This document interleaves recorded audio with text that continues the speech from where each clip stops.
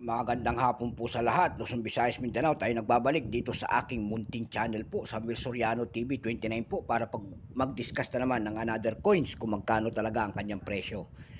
Magandang hapon po sa mga kolektor, Luzon, Visayas, Mindanao, kung saan kayong panig ng mundo po, lalo-lalo na ang ating mga senior citizen po at ang aking mga subscriber po. Thank you so much po sa lahat.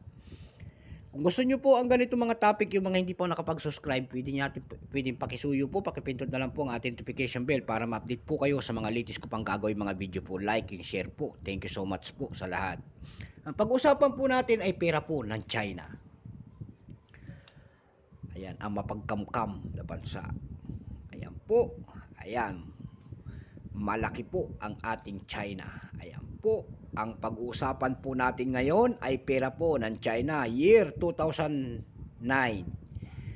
Ayan po ang kanilang pera. Ayan, bulaklak.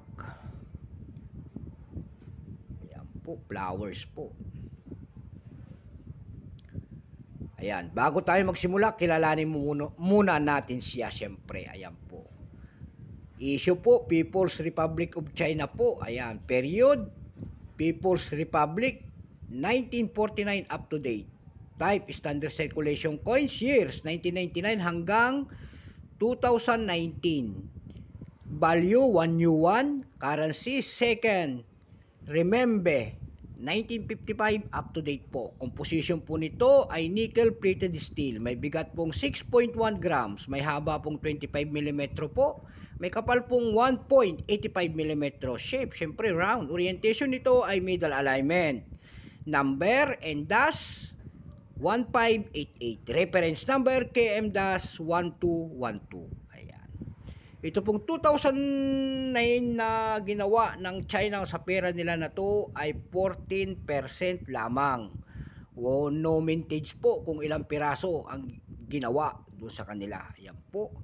Pero mayroon na po siyang selling price doon sa ating lumista.com. Mayroon ng presyo. Ayan po. Ang kanyang fine 13. Very fine 13. Extra fine 13. Almost uncirculated nito ay 18. Ayan po. Yung uncirculated po ay 114.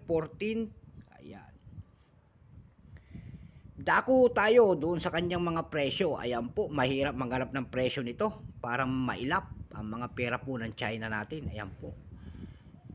Tingin-tingin tayo doon sa eBay.com po, may nagbebenta dito ng $1 lamang. Doon, mayroon din tayo nakita doon na nagbebenta po ng $2.77. Doon po sa ating Carousel PH po, may nakita ho tayo nagbebenta doon nito.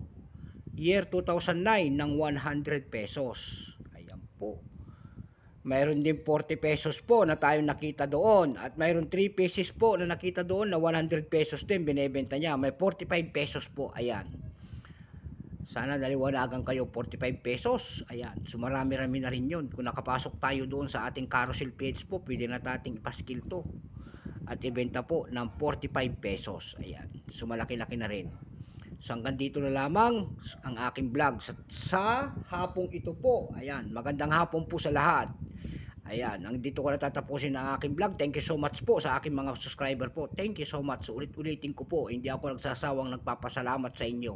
Ayan po, thank you so much po. At sa mga senior citizen po, kung saan kayong panig ng mundo, ang mga kolektor natin. Ayan. God bless po sa lahat. Bye-bye.